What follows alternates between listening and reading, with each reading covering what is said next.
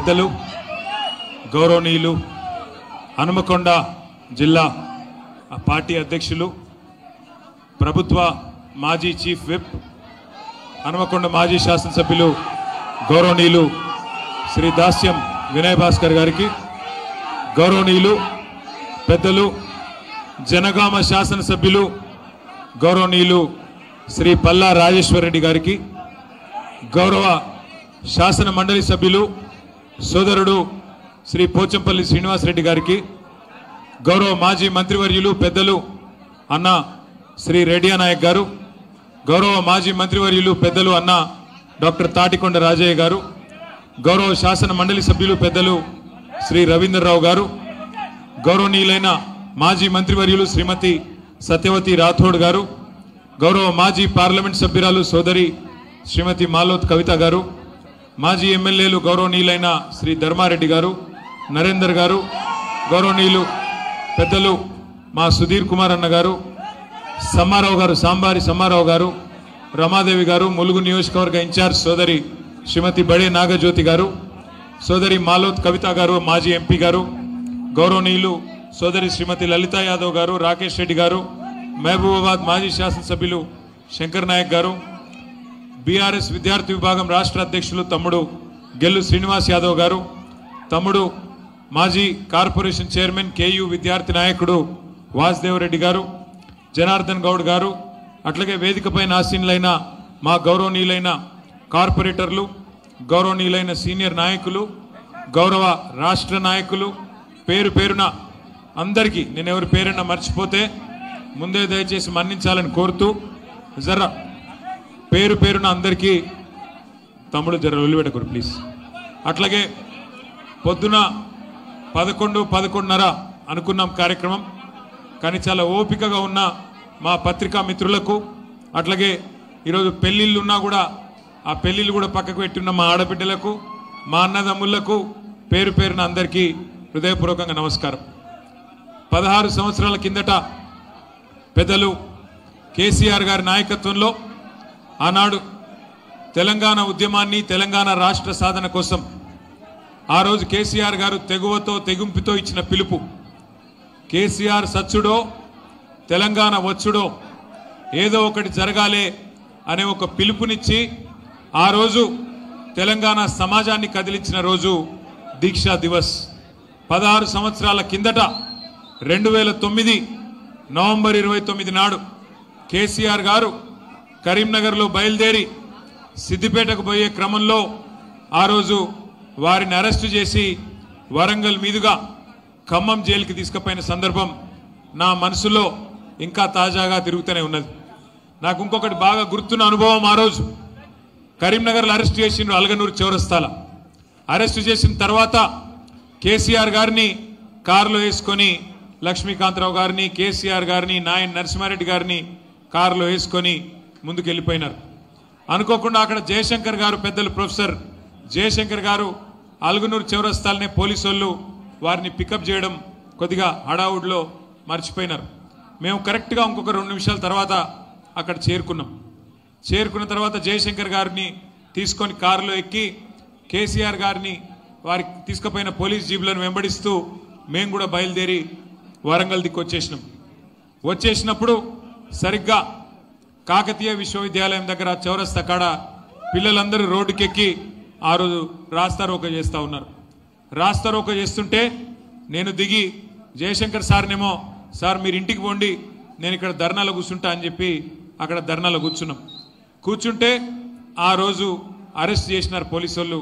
Arrest చేసి తీసుకొని పోతుంటే మళ్ళీ హన్మకొండ చౌరస్తాలో పోలీస్ వ్యాన్ దుంకి ఆడికెళ్ళి బయలుదేరి పక్కనే జయశంకర్ గారి ఇల్లుంటే ఆ ఇంట్లోకి పోయి అక్కడ అందరం కూడా కూర్చున్న తర్వాత ఒక 2 గంటల తర్వాత పోలీసు వాళ్ళు వచ్చి మిమ్మల్ని ఆల్రెడీ అరెస్ట్ చేసినాం, మీరు తప్పించుకున్నారు, మళ్ళీ తీసుకుపోతామని చెప్పి తీసుకుపోయి వరంగల్ సెంట్రల్ జైల్లో ఆ రోజు నన్ను ఇక్కడనే ఇదే వరంగల్ గడ్డ మీద జైల్లో పెట్టి తెల్లారి రాత్రి 30 తారీఖు రాత్రి ఎప్పుడో దగ్గర ఒక 30-35 గంటల తర్వాత విడుదల చేస్తే వెంటనే బయలుదేరి ఖమ్మంలో ఎక్కడైతే కేసీఆర్ గారు ఉన్నారో అక్కడ పోయినాం.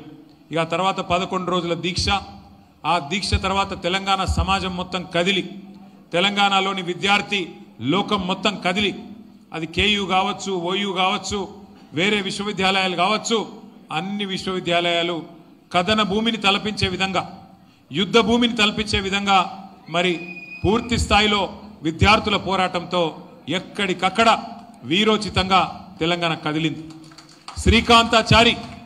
శ్రీకాంతాచారి ఆత్మ బలిదానంతో మొదలైన మలిదశ తెలంగాణ ఉద్యమం ఒక్కసారి ఉవ్వెత్తున ఎగిసిపడి 2009 దీక్షా దివస్ నాడు ప్రారంభమైంది అంటే సరిగ్గా 11 రోజుల పాటు కేసీఆర్ గారి నిరాహార దీక్ష ముగిసేదాకా, తెలంగాణ ప్రకటన వచ్చేదాకా అద్భుతంగా ఒక సముద్రం అలలాగా ఎగిసిపడ్డది. ఒక తుఫాను వాతావరణం సృష్టించింది 16 ఏళ్ల కిందట. కానీ చాలామంది పిల్లలకు, ఈ తరం పిల్లలకు దీక్ష గురించి తెలియదు, తెలంగాణ ఉద్యమ పోరాటం గురించి తెలియదు. ఎందుకంటే వాళ్ళ తప్పు కాదు, రాష్ట్రం వచ్చి 12 ఏళ్ళ కాబట్టి ఆ రోజు నా కొడుకే ఉన్నాడు, నా కొడుకు వయసు ఇప్పుడు 20, ఆ రోజు 8 ఏళ్ళు. మరి ఆ రోజు 8 ఏళ్ళు ఉన్న పిల్లగానికి తెలంగాణ ఉద్యమం ఏం తెలుస్తుంది? కేసీఆర్ గారు చేసిన త్యాగము, పోరాటము, మన విద్యార్థుల అమరవీరుల బలిదానాలు, తెలంగాణలోని అన్ని కులాలు మతాలు ఆ రోజు జేఏసీగా ఏర్పడి ఎంత అద్భుతంగా కదం దొక్కినాయో ఇవన్నీ కూడా మర్చిపోలేని సందర్భాలు. అందుకే ఆ దీక్షా దివస్ స్ఫూర్తితో, కేసీఆర్ గారి పోరాట స్ఫూర్తితో, తెలంగాణ విద్యార్థుల పోరాట స్ఫూర్తితో, తెలంగాణ ఉద్యోగుల పోరాట స్ఫూర్తితో, తెలంగాణ జర్నలిస్టుల పోరాట స్ఫూర్తితో, ఆనాటి పోరాట స్ఫూర్తిని తిరిగి ఒక్కసారి తలుచుకొని మళ్ళీ తెలంగాణను ఈరోజు దోచుకుంటున్న, తెలంగాణ ప్రజలను రాచి రంపాన పెడుతున్న కాంగ్రెస్ పార్టీకి బుద్ధి చెప్పడానికి ఆనాటి త్యాగ నిరతిని, ఆనాటి పోరాట స్ఫూర్తిని అందిపుచ్చుకొని ముందుకు పోవాలన్న ఉద్దేశంతోనే మన పార్టీ ఆధ్వర్యంలో ప్రతి సంవత్సరం నవంబర్ 29 నాడు దీక్షా దివస్ అనే కార్యక్రమం మనం చేస్తూ ఉన్నాం. పెద్దలు వినయ్ భాస్కర్ గారు ప్రతి సంవత్సరం కూడా ఒక్కరోజు వినూరిత మీ లొల్లి గిట్ల బాగానే పెడతారు కానీ కొద్దిగా వినూరు అప్పుడప్పుడు వినూరు. 11 రోజుల పాటు కార్యక్రమాలు చేస్తాడు వినయ్ భాస్కర్ గారు ప్రతి సంవత్సరం. ఇక్కడ ఉండే కవులను, కళాకారులను, రిటైర్డ్ ఉద్యోగులను, విద్యార్థులను, ఇతర కార్మిక సంఘాలను అందరినీ కలుపుకొని 11 రోజుల పాటు కార్యక్రమాన్ని విజయవంతంగా ప్రతి సంవత్సరం కూడా హన్మకొండలో వినయ్ భాస్కర్ గారు నిర్వహిస్తూ ఉంటారు. ఏ దీక్షతోనైతే తెలంగాణ చరిత్ర మలుపు తిరిగిందో, ఏ దీక్షనైతే తెలంగాణ సాధించిందో, ఏ దీక్షనైతే ఇవాళ రాష్ట్రాన్ని మనకు తెచ్చిపెట్టిందో ఆ దీక్షను గుర్తు చేసుకోవాల్సిన బాధ్యత, ఆ పోరాటాన్ని గుర్తు చేసుకోవాల్సిన బాధ్యత, ఆ మహానాయకుడికి అండగా నిలబడాల్సిన బాధ్యత మనందరి మీద ఉన్నది. కాబట్టే 29 నవంబర్ మళ్ళీ ఒక్కసారి గట్టిగా కదం దొక్కాలని చెప్పి హనుమకొండలోని మా అన్నదమ్ములకు, ఆడబిడ్డలందరికీ నా ప్రార్థన. మీ అందరికీ తెలుసు 10 ఏళ్ళు కేసీఆర్ గారి ప్రభుత్వంలో ఏం జరిగింది, ఏం జరగలేదు. ఇవాళ మీ అందరికీ నేను కొత్తగా చెప్పాల్సిన అవసరం లేదు.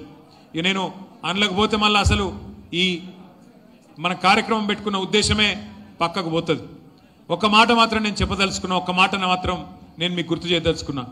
సరే, మనం ఓడిపోయినాం, హన్మకొండల తెలంగాణ రాష్ట్రంలో ప్రభుత్వం పోయింది అనే బాధ కొంతమందికి మన వాళ్ళకు ఉండొచ్చు. కానీ ఏం బాధ, ఎక్కువ నిరుత్సాహపడవలసిన అవసరం ఏం లేదు. ఎందుకంటే ప్రజలకు ఇప్పటికే అర్థమైంది, ప్రజలు ఇప్పటికే బయట మాట్లాడుతున్నారు, ఇప్పటికే గుర్తు చేసుకుంటున్నారు. కేసీఆర్ గారు మళ్ళీ తిరిగి రావాలి, రాష్ట్రానికి ముఖ్యమంత్రి కావాలి, కేసీఆర్ గారి నాయకత్వమే కావాలి అనే మాట ఇవాళ మొత్తం రాష్ట్రంలోని ప్రతి సోదరుడు, ప్రతి సోదరి చెప్తున్నది, ప్రతి అక్క చెల్లె చెప్తా ఉన్నది. అప్పుడప్పుడు ఇట్లా జరగడం కూడా మంచిదే.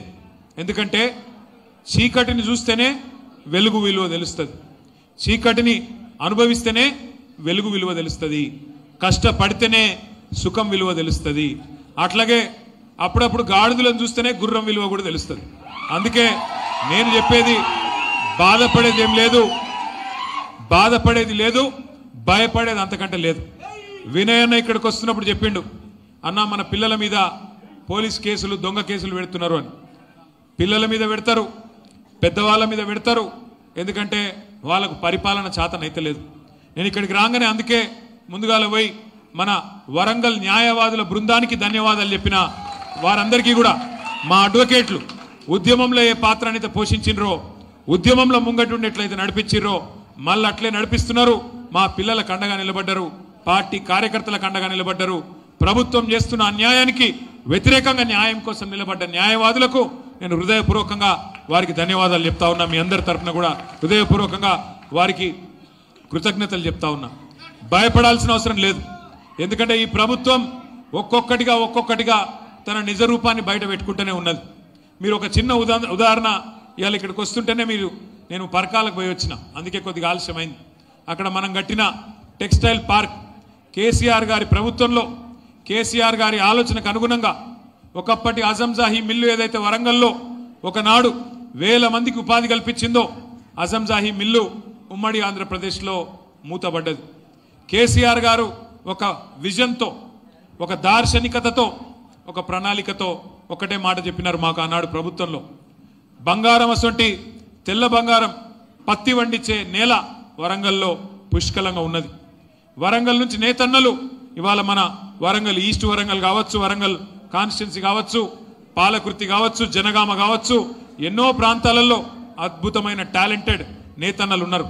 కానీ ఇక్కడ మిల్లులు మూతబడి ఇక్కడ బతుకుదెరువు లేక సూరత్కు పోయిన వాళ్ళు 1000 మంది ఉన్నారు. షోలాపూర్ భివాండి ఎత్తుక్కుంటూ బతుకుదెరువు కోసం పోయిన వాళ్ళు 1000 మంది ఉన్నారు. వాళ్ళందరికీ మళ్ళీ తిరిగి రావాలి, వాళ్ళందరూ మళ్ళీ వరంగల్కు రావాలి, వరంగల్ కలకల్లాడాలన్న ఉద్దేశంతో 2017 అక్టోబర్ నెలలో కేసీఆర్ గారి చేతుల మీదుగా శంకుస్థాపన చేసుకున్న కాకతీయ మెగా టెక్స్టైల్ పార్కు ఇవాళ పెద్ద ఎత్తున పరిశ్రమలు మనం తీసుకున్న ప్రయత్నంతో, మనం చేసిన ప్రయత్నంతో, మనం తీసుకున్న చొరవతోని ఇలా కైటెక్స్ లాంటి పరిశ్రమ, అట్లాగే యంగ్ వన్ అనే దక్షిణ కొరియాకు సంబంధించిన పరిశ్రమ, బొంబాయికి సంబంధించిన గణేష అనే సంస్థ, ఇవన్నీ కూడా వచ్చి అక్కడ పెద్ద ఎత్తున ఉపాధి ఏదైతే దొరుకుతున్నదో వాళ్ళ ఆహ్వానం మేరకు, మా ధర్మారెడ్డి గారి ఆహ్వానం మేరకు అక్కడికి పోయి చూసి వచ్చినాం. అక్కడ పోయినప్పుడు చాలా మంది పరకాలకు సంబంధించిన నాయకులు, రూరల్ నాయకులందరూ కలిసి వాళ్ళు అడుగుతున్నారు, అన్నా మరి బీసీ రిజర్వేషన్ల మీద మనం ఏం చెప్పాలి అన్నారు. ఏం చెప్పేది ఉన్నది మీకు తెలుసు. బీసీ డిక్లరేషన్ అని తెచ్చింది కాంగ్రెస్ పార్టీ 2023 నవంబర్ మాసంలో, నవంబర్ 10 నాడు, 2 ఏళ్ల కిందట ఆ రోజు కామారెడ్డిలో బీసీ డిక్లరేషన్ అని పెట్టింది.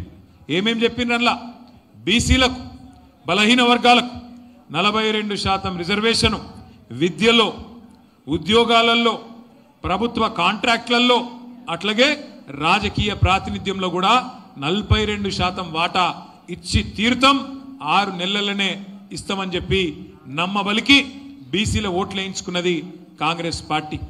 మరి గెలిచినాక 6 నెలలు కాదు, మరి 2 ఏళ్ళు అవుతుంది, ఇంకొక వారం రోజులు అయితే 2 నెలలు నడిచిపోతుంది. పెద్ద పెద్ద డైలాగులు కొట్టిండ్రు. 42% ఇస్తామన్నారు. దేశంలో ఎవ్వరు చేయని విధంగా మేమే కులగణన చేసినాం, దానికి 160 కోట్లు ఖర్చు పెట్టినాం అని డైలాగులు కొట్టిండ్రు. ఏం సాధించిండ్రు మరి కులగణన చేసి? ఏం సాధించిండ్రంటే కేసీఆర్ గారు సమగ్ర కుటుంబ సర్వేలో 51% ఉన్నారు బలహీన వర్గాల సోదరులు, బీసీ సోదరులు అని కేసీఆర్ గారు తెలిస్తే, వీళ్ళు వచ్చినాక వీళ్ళ సర్వేతోని 5% జనాభా తగ్గించిండ్రు. 51% లేరు, 46% ఉన్నారని చెప్పి అందులో తప్పుడు నివేదిక ఇచ్చిండ్రు. తప్పుడు నివేదిక వేయడమే కాదు, కమిషన్ అని వేసిండ్రు, ఇంకేదో వేసిండ్రు, జీవో అన్నారు, ఇంకేదో అన్నారు. ఒకటే పార్టీ 5 రకాలుగా మాట్లాడింది. ఒకసారేమో ఢిల్లీకి పోతారు, రాజ్యాంగ సవరణతోనే రిజర్వేషన్ అంటారు. ఇంకోసారి హైదరాబాద్లో ఇక మేము అసెంబ్లీలో బిల్లు పెట్టినాం, అయిపోయింది పో అని ఒకసారి అంటారు. మూడోసారి క్యాబినెట్లో ఆర్డినెన్స్ ఇచ్చేసినాం పోండ్రి అని ఇంకోసారి అన్నారు. నాలుగోసారి ఆర్డినెన్స్ కాదు, బిల్లు కాదు, రాజ్యాంగ సవరణ కాదు, మేము జీవో ఇచ్చినాం, జీవోతో అయిపోయింది పో అని జీవో ఇచ్చినామన్నారు. ఇక ఆఖరికి ఏం చేశారు మరి? ఇవన్నీ కాదు, పార్టీ పరంగానే రిజర్వేషన్ ఇస్తామని చెప్పి పార్టీతో సంబంధం లేకుండా జరిగే పంచాయతీ ఎన్నికల్లో పార్టీ పరంగా రిజర్వేషన్ ఇస్తామని చెప్పి సన్నాయి నొక్కులు నొక్కి నిన్న సాయంత్రం కొత్తగా ఎలక్షన్ నోటిఫికేషన్ ఇచ్చారు పంచాయతీ ఎన్నికలకు, సర్పంచ్ ఎన్నికలకు. ఏమిచ్చిండ్రల్లా 42% అని చెప్పి 160 కోట్లు ఖర్చు పెట్టి రాహుల్ గాంధీ శుభాషు ఇంతకంటే గొప్ప కార్యక్రమం లేదు అని రాహుల్ గాంధీ బీహార్లో డబ్బగొట్టి ఇచ్చేసిన 42% రిజర్వేషన్లని కాకమ్మ కథలు చెప్పి ఆఖరికి నిన్న పంచాయతీ ఎన్నికల నోటిఫికేషన్ ఇస్తే ఏం చేసిండ్రల్లా ఇదివరకు కేసీఆర్ ప్రభుత్వంలో ఇచ్చిన 24% రిజర్వేషన్లను తగ్గించి 17% చేసిండ్రు ఇయాల ఇక్కడ 42 చెప్పింది ఇచ్చిందేమో 17%. ఇంతకంటే అన్యాయం బలహీన వర్గాలకు నాకు తెలిసి భారతదేశంలో ఎన్నడూ ఏ ప్రభుత్వం కూడా చేయలేదు. అంటే అప్పుడే తెలంగాణలో సామెత ఉంటుంది, వెనకటికి ఎవడో కొండంత రాగం తీసి ఆఖరికి గాడిని పాట వాడిండట. ఒక గట్లున్నది రేవంత్ రెడ్డి కథ. 42% రిజర్వేషన్ అని చెప్పి కేసీఆర్ అన్యాయం చేసిండని చెప్పి తప్పుడు మాటలు చెప్పి అబద్ధాలు చెప్పి అష్టవంకర మాటలు మాట్లాడి ఆఖరికి నిన్న నువ్వు తీసుకొచ్చిన పంచాయతీ ఎన్నికల నోటిఫికేషన్లో 17% మాత్రమే బీసీలను పరిమితం చేసిన ద్రోహి రేవంత్ రెడ్డి అనే మాట నేను మీకు గుర్తు చేస్తా ఉన్నా. ఒక్కసారి ఆలోచించండి. తెలంగాణలోని బలహీన వర్గాల మేధావులు, బలహీన వర్గాల సోదరులు సోదరిమణులు 42% అని మాట ఇచ్చి ప్రభుత్వ కాంట్రాక్టులలో ఇస్తా, విద్యలో ఇస్తా, ఉద్యోగాలలో ఇస్తా, అట్లాగే రాజకీయంగా వాటా ఇస్తా, 1,00,000 కోట్ల బడ్జెట్ పెడతా, సంవత్సరానికి 20,000 కోట్లు మీకు బడ్జెట్లనే పెడతా అని నమ్మించి తడి గుడ్డతోని గొంతు కోసిన రేవంత్ రెడ్డి ప్రభుత్వాన్ని ఏం చేయాలో మీరే నిర్ణయించాలని చెప్పి కూడా నేను తెలంగాణలోని బలహీన వర్గాల మా బిడ్డలకు, మా అన్నదమ్ములకు నేను కోరుతా ఉన్నా. అట్లాగే ఇంకొక మాట కూడా నేను విజ్ఞప్తి చేస్తా ఉన్నా. పార్టీ పరంగానే జరగదు సర్పంచ్ ఎలక్షన్. ఇలా బీ ఫారం ఇచ్చేది లేదు, కారు గుర్తుండదు, ఏ గుర్తుండదు. మరి అసొంటి ఎలక్షన్లనట సర్పంచ్ ఎన్నికల్లో ఇవాళ కొన్ని మండలాల్లో బీసీలకు రిజర్వేషన్ లేకుండా చేసిన దుర్మార్గులు ఇప్పుడే పల్లారాజేశ్వరరెడ్డి గారు చెప్తున్నారు. ఏ మండలం అది నువ్వు చెప్పింది? నర్మెట్ట మండలం జనగామ 17 సర్పంచ్ 17 గ్రామ పంచాయతీలుంటే ఒక్కటి బీసీ రిజర్వేషన్. ఇంకా కొన్ని మండలాలు నా దగ్గర నా కాన్స్టిట్యున్సీలో వీర్నపల్లి అనే మండలం ఉంటుంది. మొత్తంగా ఒక్కటంటే ఒక్కటి కూడా ఇవ్వలేదు. మొత్తం మండలంలో ఒక్కటి రిజర్వేషన్ లేదు. మొత్తం తెలంగాణలో చాలా మండలాల్లో బీసీ రిజర్వేషన్ లేకుండా చేసి ఇవాళ మొత్తం 32 జిల్లాలు ఉండే తెలంగాణలో 24% గతంలో ఉంటే ఈరోజు దాన్ని 17% తగ్గించి బీసీల సంఖ్య తగ్గించి సర్వే చేసి ఇవాళ రిజర్వేషన్లు తగ్గించి సిగ్గు లేకుండా రేవంత్ రెడ్డి మాట్లాడుతున్నాడు. నేను చీరిచ్చినా చీర కట్టుకోండి కాంగ్రెస్ కోటేయనరట. అంటే నువ్వు 1 కోటి మందిని కోటీశ్వరులు చేస్తా అన్నది మర్చిపోవాలి. నెలకు ఇస్తానన్న 2,500 మర్చిపోవాలి. నువ్వు చేసిన మోసాలు మర్చిపోవాలి. నీ 6 గ్యారంటీలు మర్చిపోవాలి. నువ్వు ఇచ్చిన చీర కట్టుకొని నీకు ఓటేయాలని చెప్పి సిగ్గు లేకుండా ముఖ్యమంత్రి మాట్లాడుతుంటే మరి మళ్ళొక్కసారి తడిగుడ్డతోని గొంతు కోసిన కాంగ్రెస్కు బుద్ధి చెప్దామా లేదా? బలహీన వర్గాల ఆడబిడ్డలు అన్నదమ్ముళ్ళు ఆలోచించాలని చెప్పి నేను కోరుతా ఉన్నా. ఇంకొక మాట కూడా నేను కోరుతా ఉన్నా. సరే కొట్లాడుతున్నాం, ప్రభుత్వం మీద అడుగడుగున నిలదీస్తున్నాం, ప్రభుత్వానికి ముచ్చెమటలు పట్టిస్తున్నాం. ముఖ్యమంత్రిని మొన్న జూబ్లీ హిల్స్ లో గల్లీ గల్లీ తిరిగేటట్టు ఉరికిచ్చినమా లేదా? మీ కళ్ళ ముంగట్నే ఉన్నది. గల్లీ ముఖ్యమంత్రి ఆఖరికి దిగజారిపోయి ఒక ఉప ఎన్నికల్లో వారం రోజులు తిరిగిండు. యూసుఫ్ గూడల పాదయాత్ర చేసిండు. గట్లాంటి పరిస్థితి వచ్చింది. ఆఖరికి ఓట్లు ఆఖరికి కొనుక్కొని గెలిచిండు. సరే ఒక సీటు పర్వాలేదు, కానీ ఒక్కటి మాత్రం గుర్తుపెట్టుకోండి ముఖ్యమంత్రి గారు, కాంగ్రెస్ నాయకులారా, ఈ ద్రోహం ఈ మోసం ఎల్లకాలం నడవది. కేసీఆర్ గారి పోరాట స్ఫూర్తితో, కేసీఆర్ గారి నాయకత్వంలో నడిచిన మా విద్యార్థుల త్యాగ నిరతితో, మా ఉద్యోగుల చూపెట్టిన బాటలో, మా జర్నలిస్టులు చూపెట్టిన బాటలో, మా తెలంగాణ న్యాయవాదులు ఆనాడు తెలంగాణ ఉద్యమంలో చూపెట్టిన బాటలో కలిసి మళ్ళీ ఒకసారి దీక్షా దివస్ స్ఫూర్తిగా కదం తొక్కుతాం. ఏ ఓరుగల్లునైతే నువ్వు అవమానిస్తున్నావో, ఏ ఓరుగల్లుకు ప్రతీకగా ఉన్న కాకతీయ కళాతోరణాన్ని ఇవాళ తెలంగాణ రాజముద్రలకెళ్ళి నువ్వు తీసేస్తున్నావో అదే ఓరుగల్లు నుంచే ప్రతిఘటన ప్రారంభమైతుంది. తప్పకుండా కాంగ్రెస్ పార్టీకి గోరీగట్టే దిశగా పోరాటం నడుస్తుందనే మాట కూడా నేను విజ్ఞప్తి చేస్తా ఉన్నా. ఒక బీసీలకే కాదు ఈ ప్రభుత్వం మోసం చేసింది, తెలంగాణలోని సబ్బండ వర్గాలకు మోసం చేస్తున్నది కాంగ్రెస్ ప్రభుత్వం. అందుకే మిమ్మల్ని నేను కోరేది, కేసీఆర్ గారి స్ఫూర్తిని అందిపుచ్చుకుందాం. కేసీఆర్ గారి పోరాట స్ఫూర్తిని అందిపుచ్చుకొని సర్పంచ్ ఎన్నికైతేనేమి, ఎంపీటీసీ అయితేనేమి, జెడ్పీటీసీ అయితేనేమి, ఏ ఎలక్షన్ వస్తేనేమి కలిసికట్టుగా కదం దొక్కుదాం. ఒక్కొక్క నాయకుడు, ఒక్కొక్క కార్యకర్త, ఒక్కొక్క సోదరుడు, ఒక్కొక్క సోదరి, ఒక్కొక్క కేసీఆర్ కావాలి. ఇప్పుడు మనం ఒక్కసారి యాద్ చేసుకోండి. మనం ఒక్కరోజు ఇప్పుడు ఎంత అవుతుంది? టైం 3 అవుతుందా? 3 కొడితేనే ఆకలి అవుతుందా? అన్నం తినకపోతే? మరి కేసీఆర్ గారు 11 రోజులు అన్నం తినకుండా, మంచీలు తాగకుండా, మన కోసం తెలంగాణ కోసం ఒక్క పూటకే మనకు ఆగమైతే 11 రోజులు ఇలా అన్నాహారాలు మానేసి మన కోసం సావు నోట్లో తలబెట్టిన నాయకుడు కేసీఆర్. అట్లాంటి నాయకుడి నాయకత్వంలో పనిచేస్తున్న మనం అదృష్టవంతులం. అట్లాంటి నాయకుడి నాయకత్వంలో తెలంగాణ సాధించిన మన పార్టీ మనకెన్నటికైనా గర్వకారణం. సరే, అధికారం ఉండొచ్చు, లేకపోవచ్చు. ఇలా జై తెలంగాణ అనని జీవితంలో అన్ననోడు ముఖ్యమంత్రి కావచ్చు. కానీ ఎన్నటికైనా చరిత్రలో మళ్ళీ ఏ పార్టీ అయితే పోరాటాన్ని చేసిందో, ఏ గులాబీ జెండానైతే తెలంగాణ సాధించిందో ఆ జెండాకుండే స్థానం, ప్రత్యేకమైన స్థానం ఎన్నటికీ ఎవడు కూడా తీసివేయలేడు. అందుకే కేసీఆర్ గారి స్ఫూర్తిగా నేను మిమ్మల్ని అందరినీ కోరేది ఒకటే, ఒక్కొక్కరు ఒక్కొక్క కేసీఆర్ కావాలి. తెలంగాణలోని కార్యక్షేత్రంలో సర్పంచ్ ఎలక్షన్ అయితేనేమి, ఎంపీటీసీ, జెడ్పీటీసీ ఏ ఎలక్షన్ అయినా తప్పకుండా కేసీఆర్ గారు ఇచ్చిన స్ఫూర్తితో ముందుకు పోదాం, బ్రహ్మాండంగా ముందుకు నడుద్దాం. ఇంకొక 2 ఏళ్లు పోరాటాలు తప్పవు, ఇంకొక 2 ఏళ్లు కేసులు తప్పవు, ఇంకొక 2 ఏళ్లు ఈ దుర్మార్గ పాలనను ఎదుర్కొనే విషయంలో తప్పకుండా పోరాటాలు తప్పవు.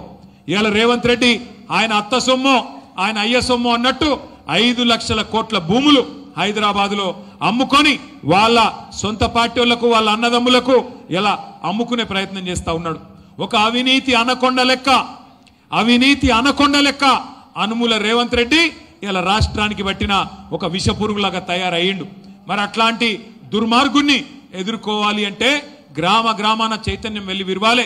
దీక్షా దివస్ స్ఫూర్తితో మనందరం కదం దొక్కాలి. దానికి సంబంధించి కూడా ప్రత్యేక కార్యాచరణ జిల్లాల వారీగా వస్తుంది, మనం విజయవంతం చేసుకోవాలి. కానీ దానికంటే ముందు నవంబర్ 29 నాడు దీక్షా దివస్ మరి మీ హనుమకొండలో కూడా పెద్ద ఎత్తున వినయ్ భాస్కర్ గారి నేతృత్వంలో జరుగుతుంది. అందరూ కూడా పాల్గొనండి, పెద్ద ఎత్తున ఆ రోజు సన్మానం చేయండి. ఆ రోజు అదేవిధంగా 11 రోజుల పాటు మీ దగ్గర కార్యక్రమాలు చేస్తారు. ఉద్యమంలో మనతో కలిసి నడిచిన వాళ్ళు, న్యాయవాదులు కావచ్చు, విద్యార్థులు కావచ్చు, జర్నలిస్టులు కావచ్చు, కవులు, కళాకారులు, ఇంకా ఇతరులు, కుల సంఘాలు అందరినీ కలుపుకొని ముందుకు నడవండి.